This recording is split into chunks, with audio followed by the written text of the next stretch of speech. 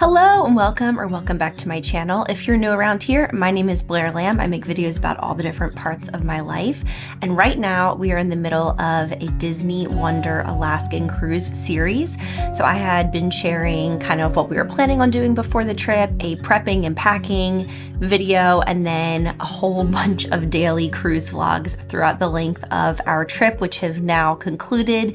So they are all live for you to binge if you want to watch through them and see what our 8-day and 7-night cruise aboard the Disney Wonder was like. It was absolutely fantastic. Just a terrific time. We had such a really magical and memorable experience for the week that we were there. So a little bit more than a week, actually. So today I'm going to tell you the things that did not work well for us, that I would do differently, that if I could rewind time, I would have done differently. To kind of explain our family makeup, it's me and my husband, Riley, and we've been married for 10 years. And then we have a 5-year-old daughter named Nora and a 3-year-old son named Colin.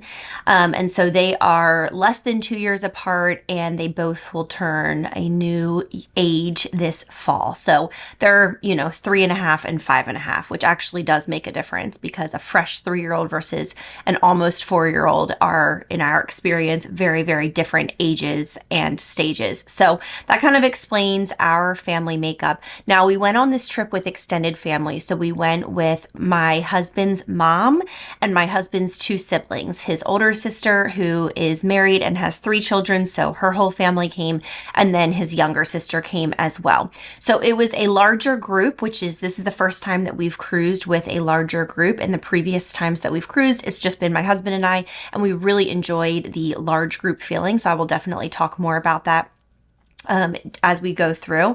So I'm definitely going to tell you, like I said, things I wish we had done differently, but I'll also tell you the things that I'm really glad went the way that they went and that I would want to repeat on any future cruises. So my hope is that if you are heading on a cruise, whether it's a Disney cruise, whether it's an Alaskan cruise, whatever kind of cruise that it is, that this will be helpful to you to just hear our experience with 2 little kids as far as the things that were 2 thumbs up, really worked well, and the things that were really rough or we wish we had done differently or things like that. So let's get started with the things that we wish we had done differently or that had gone differently, and then we'll end on a high note with all of the amazing things that really went well for us. There are really only a few things that did not go well, but I want to be honest about them so that, as I mentioned earlier, this could potentially help another family who is planning on cruising soon, and you won't make the same mistakes that we did, and you can adjust accordingly. So the first one is something that I mentioned throughout our vlogs, and that was our later dining time. On a Disney cruise ship, there are 2 different dining times. There's one in the 5 o'clock hour, I think around 5:30, and then there's one in the 8 o'clock hour around 8:15. And we had the 8:15, they call it second seating. Now, the reason why that was the choice was because this was a larger group trip and our kids are by far the youngest. Their cousins are a teenager, a preteen, and like a little bit younger, but she'll be 10 soon. So still a lot, a 10-year-old versus a 3-year-old is a big jump. So with that in mind and wanting to have the maximum amount of time in the ports and all of that, we selected the second seating. And I didn't want to be the one to rock the boat, so to speak, no pun intended, because this was like a family trip. And so we were like, I'm sure it'll be fine. Whatever. We'll just do a rest period in the afternoon. It really was not great. It was very, very challenging. And the thing that I did not take into account was the time difference. So for portions of our trip, there was a 2-hour time difference from where we are in Texas in Central Time. And then there were portions of our trip where it was a 3-hour time difference from Central Time. So especially for the bulk of the trip when it was that 3-hour time difference, sitting down to eat at 8 was like sitting down to eat at 11:15 is what, 8:15 to 11:15. And then by the time we would get our food, it really felt like midnight our time. So then our kids weren't going to bed until 1 or 2 a.m. our time. And that was just really tough. To be honest, it was actually very difficult on all of us adults and on the older cousins as well. And by some of the last nights, all of us, our eyes were fluttering with exhaustion. So I think we all agree that the next time we go as a group, we will do in the earlier seating. it's nobody's fault. It wasn't like something that just messed up the entire cruise, but it was really tricky every day. Now, one thing that I do know for sure is that Disney guest services, when you get on that ship, they've never told me no. And I obviously don't ask them for things that are unreasonable, but I think I don't know with our larger group, but if you were going and it was just your family, I really believe that if you got on board and asked, hey, can we change our dining time from second seating to first seating, that they would accommodate that, because we moved around port excursions. We moved around. I mean, we did a lot to accommodate our kids throughout the course of the trip, and there was nothing but just full accommodation on behalf of Disney. And I really, really appreciate that. Even when it says online that you can't make changes, that, from 3 days beforehand, you can't, if you go in person and have a pleasant conversation and you're friendly and gracious and say, hey, like for example, one of the excursions that we had pre-planned was a 5-hour whale watching tour. We got on board after a couple of days with this really different time zone situation and our kids just not being able to hang for as long as we thought that they would be able to. We went to guest services. Well, actually, we went to the Port Adventures desk. There are 2 different desks. One is on one side of the ship and one is on the other, but they're all run by incredible people. So we went to the Port Adventures desk and explained the situation. I said, we have a 3 and a 5-year-old. We're supposed to go on this 5-hour whale watching trip. We still really want to go whale watching, but can we move it to this shorter trip on our Icy Strait Point day? And they were so accommodating, canceled and refunded us for the longer one. We did the shorter one. So things like that, they're just very accommodating. So I say all of that. If online, there's not the option for you to choose first seating and you're already locked into second seating, but you are feeling like what I'm saying is resonating, I highly encourage you upon embarkation to go to the guest services counter and just explain the situation again kindly, and don't have any expectations, but a lot of times there is accommodation available, and just say, hey, I have some young kids. We're at second seating. Is there any movement in the schedule? Could we possibly move to first seating? In the future, we will definitely be doing first seating because with the kids, it just makes a lot more sense.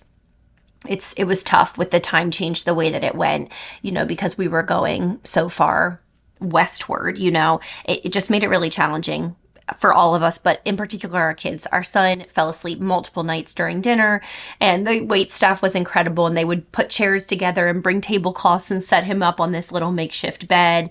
But it would be more ideal if he was able to sit and eat with us. So just mentioning that, I know I've mentioned it before, but that was far and above the one and only real hiccup that we experienced throughout the trip. Was the second seating was simply too late for our family and specifically for our kids. Moving on to the next thing that didn't work well for us that we wish we had done differently, and that is that I wish that we had brought a stroller.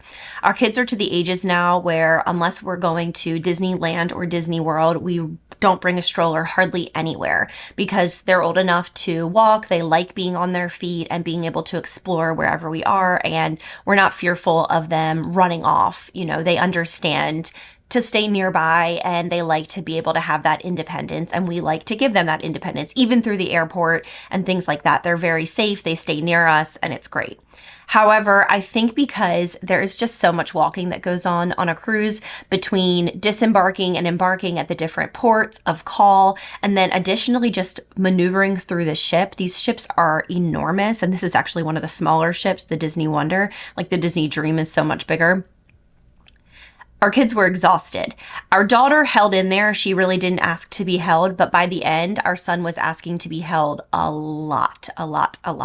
So if I could go back in time, I would have brought our smallest, most lightweight umbrella stroller, and that way we could have easily stored it away. If you have a bigger and bulkier stroller, there are locations on the ship that you can safely store that alongside others' wheelchairs and things like that. So there is a special place that you can store that. You don't have to keep it in your stateroom since staterooms are notoriously tight. But with an umbrella stroller, I think that would have been a really good mid-ground option where we could have used it on days when we needed it, but it wouldn't have taken up a lot of space in our room, and it would have given us a little bit more flexibility on port days to maybe go for a bit longer. Our son could have even potentially napped in the stroller. So even though at home we don't really use a stroller, I wish that we had brought one with us on this trip. So if you are on the cusp, I encourage you to get your most lightweight umbrella stroller. I wouldn't bring something big and bulky unless you have two very young kids. I get it. If you have two very little ones, like when our kids were 2 and 4 or 1 and 3, the big bulky stroller was coming. But if you don't need that, just a lightweight umbrella stroller, I think would solve a lot of your problems. It would have solved a lot of our problems. And even just for walking around on the ship, because again, it's a lot of walking. I mean, I was hitting easily 10,000, 15,000 steps every day, just zipping back and forth all over the ship, plus the steps we would get in port. And that's a lot on little kids. So we did a lot of holding, our son specifically, and my arms are they were so tired when we got home because I'm not used to holding him like that, since he's almost 4. So I do wish we had brought a little stroller. So I encourage you to consider that if that makes sense for your family as well. Along the same lines was that it was a struggle for us to find a rhythm in terms of creating daily rest periods and downtime. I think we actually did a pretty good job of this, but if I could go back, I would tell my past self to plan every afternoon after lunch to go back to our stateroom and take a 2 or 3 hour rest, because we were all kind of catching up. Again, this had a lot to do with the time change and with it feeling a lot later in the day than it actually was. And then it also had to do with the next point that I'll make here in a second, the final thing that didn't work well for us on this trip. So if I were you and you are planning to take pretty young children on a cruise, I would just prep yourself and them that every day after lunch, you're going to go take a quick rest. It doesn't have to be for 3 hours. It can be for 45 minutes or an hour, but it does make a big difference. And so like one of the days, my son fell asleep for 6 straight hours. He was just so tired, bless his heart. Like he had been up later than normal. They were waking up really, really early on their central time schedule. So they wake up usually around 7 o'clock here in Texas, which would be 4 a.m. there. We were really whacked out with the time change. And there's not tons that you can do to prevent that or negate those effects. The only thing that I probably would do is if we went back to Alaska, or I should say when, because I would love to go back. I loved it so, so much, is I would probably adjust bedtime starting a couple weeks ahead of time and adjust wake up times to try to get slightly more on the Alaskan time zone schedule. There's only so much you can do, but I'm just putting it out there that was our really one and only main issue, which brings me to my final issue that I had, or the thing that really didn't work for us. And that was that the coffee was very, very weak, I thought, on the ship, unless you paid for coffee from Cove Cafe or from one of the bars that was serving coffee throughout the day at a price. So it was not an included beverage. The coffee that you can get in any of the sit-down rotational dining restaurants, whether you're eating there for breakfast, lunch, or dinner, or the coffee that you can self-dispense, I found very, very weak. And I mentioned this in one of my vlogs, and I've had a couple of people say to me that they agree that in the past it was not as weak as it is now. I don't really know. It's not ultra important, but we have an espresso machine and we pull espresso shots every single morning for our coffee. So we're used to each having, I think Riley usually makes a quad. I do a double shot every single morning. And then even if I'm having it as hot coffee, I add hot water to it. So it's really an Americano. It still has 2 shots of espresso in it. I felt like I had to drink 6 to 10 cups of coffee on that ship to get the same wake up. And if you're a coffee person like we are, and you're just used to your morning cup of joe and that morning kick, and you just suddenly don't get it, you kind of feel like, oof, it's a little rough. Plus, as all the times I've mentioned already, like we were already feeling a little tired. Actually, not that. I wasn't feeling that ultra tired, but in the morning, I always look forward to my coffee. So we, towards the end of the trip, learned our lesson and we went to Cove Cafe and got some of their specialty coffees and just paid for them, of course, or the French Quarter bar, because we were on the Wonder, also during the day had delicious coffee that was available as well. So just a note to fellow caffeine people that we found that really challenging, that we found the coffee pretty weak. And so if that's something that would be not ideal for you, there are a couple of things you can do. You can just plan ahead to buy the premium coffee so that you get something a bit stronger, or you could even bring energy drinks or canned coffee, on board with you in your luggage. There are a couple of different things that you could do. Again, wasn't the end of the world. but was interesting because I remember really enjoying the coffee in the past. I feel like they're maybe using less grounds to water to try to stretch it, which I get it. Like everything's really expensive. But it also was kind of a disappointment because I generally love Joffrey's coffee and I felt like it was kind of a letdown. But those are the only things that really were misses for us or that I wish we had done differently. Let's now move into all of the things specifically that went well that I would want to repeat so that, again, if you are a family planning to go on a cruise, you can have some of these things in mind and make sure to do them perhaps in the way that we did because they were such wins for our family. I have typed up notes, so if you hear or see these papers, I have been home from the cruise for a little over a week now. I think it's been a week and a day.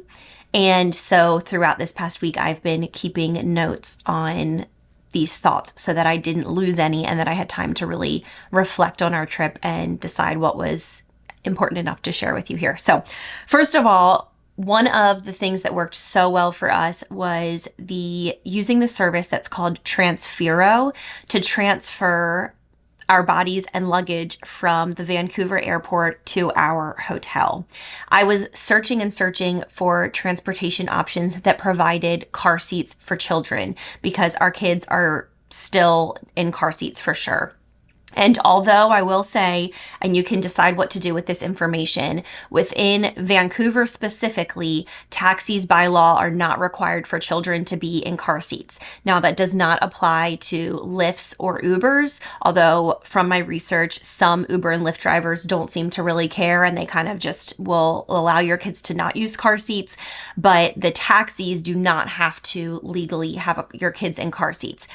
I personally don't love that option. I really want my kids to be as safe as possible, but it may be if your kid's on the cusp or something, you can make that decision for yourself. But just so you know, you can take a taxi without a car seat. But I wanted car seats for our kids. So I started looking into it, and there's this company called Transfero, and it's basically a third party that connects you to private drivers in cities all over the world. And there were very, very mixed reviews. Some cities and reviews were A+ stellar, and some were really rough. And I figure it's city by city. It's so dependent on so many different factors.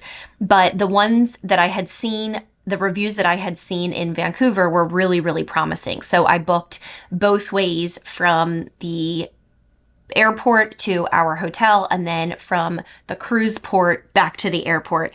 And we had incredible service both times. And the price I felt was very, very reasonable because it was like $100 for each way, including car seats. In a big suburban, a private transfer, that's actually really reasonable. Some of the other options I looked into were double that. So all that to say, Transfero was great. I'll link it below if you want to take a look at it. And our drivers were both so awesome, so helpful. Our kids' car seats were installed and that was awesome. They helped us with our luggage. You know, of course, outside of that $100, we tipped them, in cash, but just so that you know, that was a good option, and probably would be a good option in other cities as well. I've never used it in another city, but in Vancouver, I had a really 5-star experience both times. The driver was waiting for us in the airport, in the Vancouver airport, waiting to help us with our luggage and get to the ride. And then when you get off of the cruise ship, there's a special little underground area where you wait and you tell a person who's working at the podium, my name is Blair Lamb and I'm waiting for my driver here. And the driver comes through, tells the lady, and then she says, Lamb family. And it was like, it couldn't have been smoother. Loved it. So Transfero for sure. Very smooth, very safe, stress-free. Would do it again. Another thing that worked out really well in terms of travel specific to Vancouver was staying at the pre-cruise hotel that we stayed in, which was called the Pan Pacific Vancouver. It is right on the port, so we could look out our window and see cruise ships coming and going. We got to probably be among the first to see the Disney Wonder docking there, which was really neat and set the tone for that day of embarkation and just that fluttery feeling, being so excited. It is linked underground to a full throttle food court and a drugstore so that if there's anything you're missing or if you need an easy meal, all of those are accessible within steps of the hotel. It was just a really great location. My one qualm with the Pan Pacific Vancouver is that it is a 5-star hotel and it is expensive. we only stayed there just one night, and it was a pricey night. I think I was able to use credit card points for the hotel. I booked it so long ago now. I actually don't remember, but it's not cheap. The rooms are in need of a refresh. They felt very worn out to me and just not up to what I would expect for that price point, and it being a 5-star hotel. That said, we would still probably stay there again because the convenience could not be beat. To be able to call Bell Services from the hotel, have them transfer our luggage onto the ship for us, and to be able to just walk downstairs and board the ship with 2 kids in tow made our embarkation day so very smooth. So I do recommend the hotel. I would just adjust your expectations because based on the price point and the 5 stars, I was thinking it would feel a little different. Maybe the room we were in particular was just not up to snuff and the others were better. It just felt really worn out. It didn't feel like a luxury hotel room by any stretch of the imagination, but it was great. It was a great place to rest our heads. I'm not trying to complain. I'm just letting you know. That's one small thing to note is that I think the rooms need a bit of a refresh, at least the room that we stayed in. Another thing that worked super well for us as far as prepping for the cruise and traveling there and all of that was using a social story to prepare our children as far as setting expectations and what it was going to be like to travel from Texas to Canada and then to Alaska, and what embarkation would look like, and dining rotation and our stateroom. There were so many times when both of our children mentioned this social story that I had created on this trip, and you could tell that it had really sunk in. I made it about 2 weeks before our cruise, and we read it at least once a day, every single day leading up to it. And they really, really loved it. And we now read it all the time now that we've returned because they really love reflecting back on it. So I really recommend doing that. I talked about that in another vlog. I can link it below and you can watch the segment, and I go more in detail about how I made it and why I made it and whatever. And I'll put the timestamp there as well so that it's easy for you to find that little portion of the video. But I highly recommend that we will be doing it for any future trips, but certainly for something as different as a cruise, it worked really well for our kids. I felt that it prepped them very well, and we were able to avoid a lot of confusion or meltdowns and things like that because they just simply knew what to expect, and that's always so priceless. Something else that was a huge win on this cruise was being a multi-generational family, and everyone being at a different age, having different interests, different routines and schedules throughout their days. And yet we all had so much fun. We have a group chat called Cruise Crew, and we have been texting in it still a week later, every day, all day, sharing videos and stories and pictures. And all of us are just like weepy with how amazing and all the memories. And it was so great, y'all. It was so great. It was really special for me to see my mother-in-law, who is not a big traveler, just have the time of her life. I really was worried she was not going to leave with us and she was just going to move off somewhere to Alaska. She loved it. Like, she loved it. She already has her next Alaskan cruise all planned out with all the excursions she wants to do. And I really hope that she does get to go again sometime really soon, because she is just like a mountain person and a cool weather person, and she truly enjoyed every moment of it. And it was really fun to share that with her, especially since she hasn't had the opportunity or hasn't chosen to travel a lot.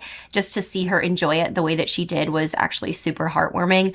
It was really fun. Riley's sisters and the one sister's family and children loved it as well. My nieces and nephew absolutely loved it. Of course, my kids loved it. My husband loved it. We were all just so happy. I loved that we would meet up for breakfast a lot of mornings, and then we would kind of go do sometimes things together, sometimes things apart. And then we would sometimes meet up for lunch, and then we would meet up in the afternoon, and some of us would do excursions, or we would meet up and do this or that. And then we would always meet up for dinner and the show in the evening, and we would spend the evening together. And sometimes we would visit each other's staterooms. I didn't vlog a lot of that during the cruise, so you won't see a lot of that reflected in my cruise vlogs because I just wanted the focus to be on our family and not put anyone else in the spotlight as far as filming them if they were just trying to relax on vacation. So you don't see a lot of that, but there was a lot of that going on, and that the cruise is just perfect for that. There were many, many, many other multi-generational families on board, and I can see why it is such a win for a multi-generational trip. There are things for little babies and little kids all the way up through elderly folks who really need to kick their feet up and need more downtime. There are things for every age group. My nephew Simon is going into high school in the fall, and he had so much fun going and playing basketball for hours and hours and hours and hours. He would just play pickup games of basketball with other kids up there, and like there was just something for absolutely everyone. I know my mother-in-law spent some really good time in her stateroom just feeling the ship rock and enjoying the view and reading because she loves to read. And we just all found ways to fully enjoy ourselves, but then we also all got to get together a few times a day and definitely for a good long amount of time in the evening hours. And I felt like that was really special. And no one is responsible for cooking, for cleaning, for meal prepping, for grocery shopping. No one's responsible for planning all of the activities. Like each family was able to do all of those things for themselves.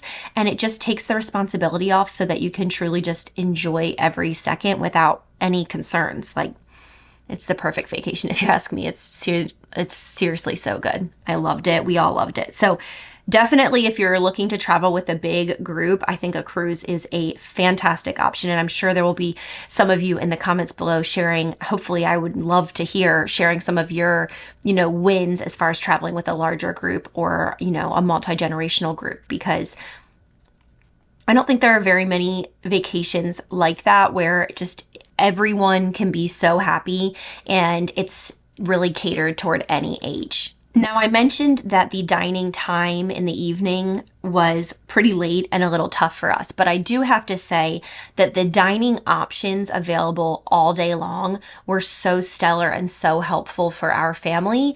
We were so blessed by those because obviously you have the rotational dining restaurants, and then you also have quick service options up on deck 10, and there are some really great kid-friendly options up there like pizza, and then there's also wraps, and there's chicken fingers, and just something for everyone, really. Of course, the ice cream machine, which we used heavily on this cruise.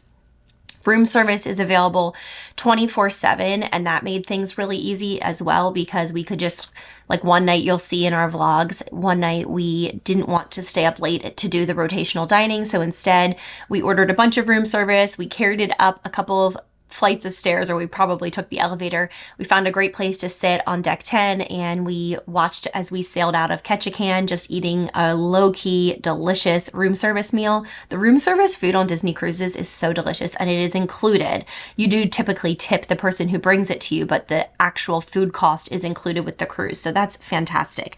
I was just grateful that there was always an option for something to eat, whether it was something heavier or lighter, a snack or a meal.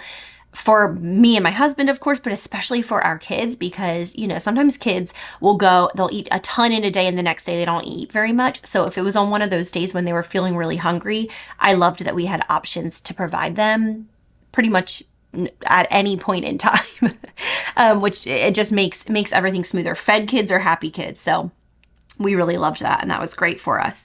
Another kid thing that worked out super well were the kids clubs. So there is Oceaneer Club and Oceaneer Lab, and they are separate but connected, and one is more, I don't know, they're just slightly different, but it's all for the younger kids, and then there are other locations for the older kids. And our kids loved these kids clubs, and of course the actual facilities were top notch. They had such cool activities and setups, and Andy's bedroom from Toy Story was this giant indoor jungle gym. Kids loved all that. But what really made the difference were the cast members that worked in the kids clubs. They were so warm and welcoming, and they learned our children's names so quickly, and they learned their preferences so quickly. And so I would show up, and one would be playing ball with Colin, like hurling the ball across the place, and they'll be playing catch. And another one would be sitting down one-on-one with Nora and doing a craft with her, which is her absolute favorite thing in the world. And they just really got our kids. And so our kids loved the kids clubs. And that was so nice, because then Riley and I got to have some one-on-one time, just the two of us. The kids were happy. We were happy. We got a break from full throttle parenting on vacation, which, some people joke there's no such thing as a vacation when you're a parent. It's just a relocation.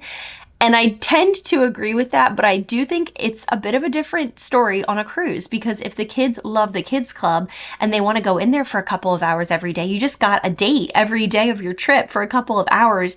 And we loved it. The kids loved it. One time the kids asked to go into the kids club. We went and picked them up for lunch, because there's no food provided in the kids club of any kind. So you have to be the one to get your kids out and go and get them some food. So we went and got lunch with them, and we were going to go do some activities with them. And they asked if they could please go back into the kids club. That's how much they loved it. So I just can't express my gratitude enough for the cast members within the kids clubs.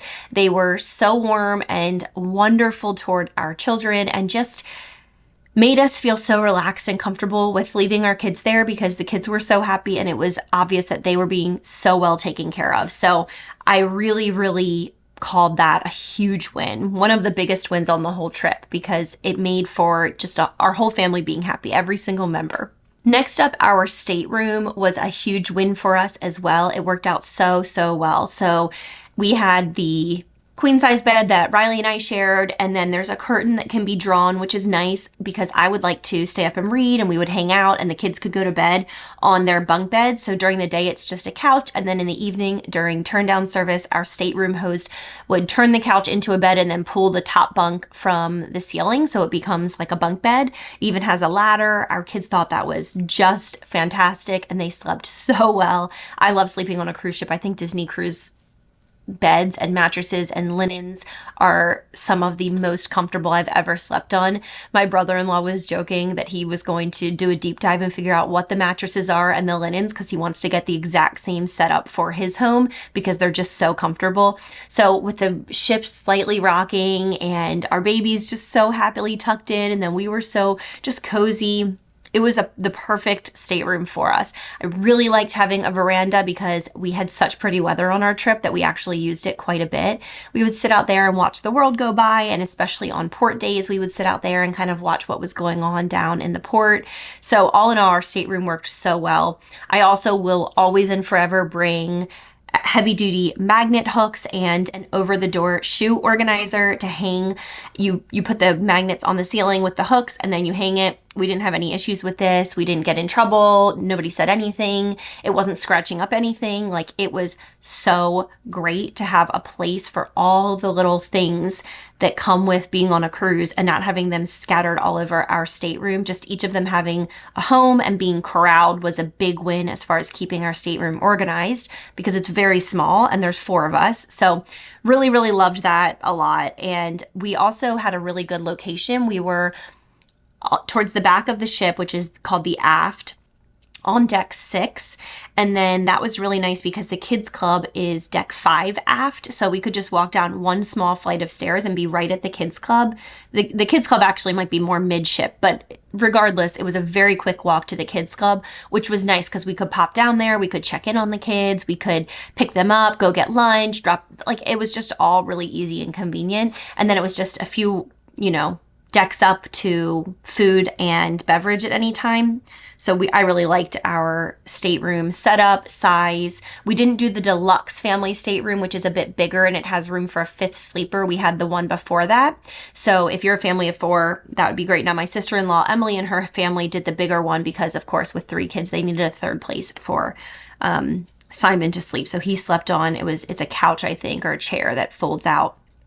And they really loved that as well. I have 2 different comments about packing that I want to make that were great for our trip, that worked out really well. The first was that we packed so many options. We ended up having more luggage than I wanted to carry with us, because every member of our family had everything from swimsuits, shorts, tank tops, t-shirts, and flip-flops, all the way to heavyweight raincoats and winter coats and hats and gloves and scarves. Like, it was a lot of luggage, y'all. It was a lot of luggage, plus waterproof shoes for everyone. It was a lot. And I will say, when we were packing, we used 90% of everything we brought. There were very, very few items left that we had not touched per person. The vast majority of everything we brought was used and worn. It meant a lot of luggage. It meant we brought a lot, but it was worth it because we were so comfortable the whole time and we had what we needed because the temperature varied. Like if you're out on the deck on a sea day, on glacier viewing day, it was cold. And then our day in Ketchikan, it was in the 70s and it was warm, warm, warm. And I was wearing a t-shirt and jeans. I didn't even have a jacket on. So with that wide range, we never did use the swimsuits, although a lot of people did. Probably people from more cold climates did use their swimsuits, and they swam upstairs in the, hot tubs and up on the upper decks in the pools. We are not hardy enough for that. I don't think. We're used to Texan weather. But I do recommend bringing a little bit of everything. I definitely do. I did do laundry midweek, which helped a lot for a couple of base layers that we were reusing a whole bunch. But overall, it was nice to have a wide variety. I personally brought 5 or 6 different dresses because I really like to get dressed up for the dinners. Not everyone likes to do that. I was probably the only one really in our family that was getting dressed up for dinner. And that's not a big deal. It's just a personal preference. I really like to take a shower and curl my hair and put on a dress for the dinners. Then I would just put like a cardigan over it or something like that. So I do encourage you to maybe not try to pack so lean for an Alaskan cruise unless you're fine with wearing the same thing, multiple times, or if you're going to do laundry on the cruise. But bringing a lot of options actually worked out for us. And it definitely didn't feel like a waste of space or a waste of luggage because, like I said, we used 90% of everything that we brought. So it ended up working out really well for us. The other packing thing I want to mention is the day bag that I have made a video about and I've mentioned a couple of times. I have it here with me, so let me show it to you. So this is the Stony Clover Lane Jumbo Fanny Pack, and it is such a great size for this trip. I used it every single day when we were walking all around the ship, and then I also used it in port every single day. I loved the size of it. Let me back up so you can see it a little more. So I could keep it here on my front and I could easily open it up and grab whatever I would need, and it was right accessible and easy. Or when I was walking around or I didn't need it right on my front, I could just spin it around and it would just be out of my way on the back here. So it was so fantastic. I did add this charm from Bauble Bar just to make it a little bit more Disney-fied, but I recommend this size bag, whether it's this exact one or something similar, so much. Of course, if you have children in diapers and you need those kinds of things, you probably will need something bigger. But as far as like walking around the ship and even port adventures and walking through different ports of call, this size was exactly what I needed. It was not too big. It was not too heavy. I just really loved it. And I'm so excited to use this on future Disney trips and cruises because I feel like I have found like the perfect bag for me. The last thing I will mention as far as what worked really well for us was booking a placeholder for a future cruise while on board. So you book a placeholder, it will show up on your Disney Navigator app when you are towards the end of your cruise. You can only have this offer when you're actually on board a cruise. And you pay $250 and it will give you a placeholder toward any future cruise within the next 3 years, and you will get 10% off that future cruise and a reduced down payment when you, or whatever it's called. What's it called? I wrote it down here. Deposit. You'll get a lower reduced deposit for a future cruise. So I'm happy to end this video by saying that we booked a placeholder and we already have chosen our cruise and booked it. It is for the beginning of next year. It's within the first 3 months of next year. It will be a Caribbean cruise and it will be aboard the Disney Treasure. We are so excited to go on the Treasure, which is one of the is it the newest ship? By then it might be the second newest ship, but There is a Haunted Mansion bar on the Disney Treasure, and my husband is obsessed with Haunted Mansion. He is so excited. We are just really excited to check out a new ship and a new itinerary that we've never done before. I am really, really looking forward to it. So we used that placeholder and we were able to get 10% off the price of the cruise, and our deposit was very, very, very small compared to what it normally would be. So it feels like a huge win. So we've already booked that, confirmed it, everything. Like, we are good to go. And so when we were in the process of researching and booking, we sent out to that cruise crew text message thread I was talking about earlier and said, here's what our next cruise is going to be. We would love if you guys would join us. So some of the other family members are like, okay, we'll see. I think we're going to try to come. And so I think it might be a secondary, family cruise, which I think would be really fantastic because we had such an amazing time on this first one. And it would be really fun to have something like that we, could do with Riley's family every year, every couple of years. So we are really, really looking forward to that cruise.